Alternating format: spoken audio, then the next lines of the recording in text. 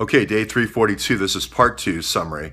So it got cut off right where I was saying about the houses. And if you had a cluster of houses, let's say four in the Thomas Drive area and 4 or 5 apartments over on the Manitoba Drive. So Thomas Drive's kind of an upgrade from Manitoba being houses rather than kind of these low-end apartments. But it's basically the same operation. You have one den mother that kind of manages all the girls. You tell them you don't go outside ever. You just do housework, whatever, and then you be around for when we need you at night, because we're going to be bringing the guys in here at night.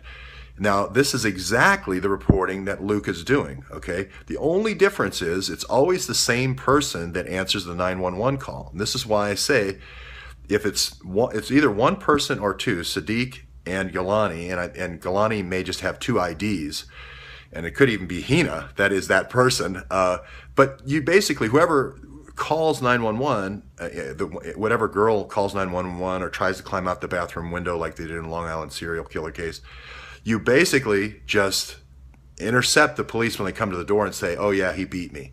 And then you file it as Sadiq or you file it as Galani. So you intercept. You can do an intercept with the police report just like you can do an intercept electronically. And that's what I believe that Imran is doing. So we don't know how many girls are there. We don't know if there's 5, 10, 15 in the series of homes.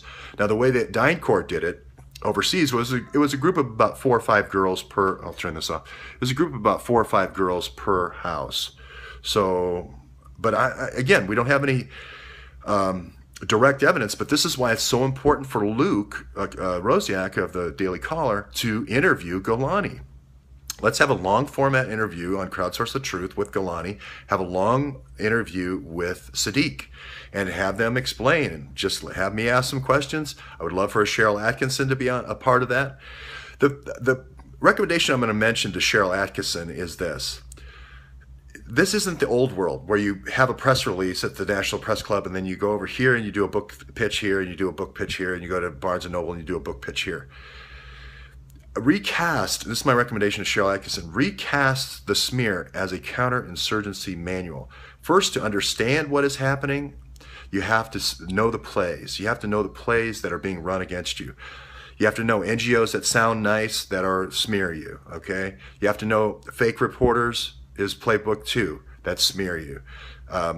The New York Times planted reporters in major news organizations that smear you. That's play 3.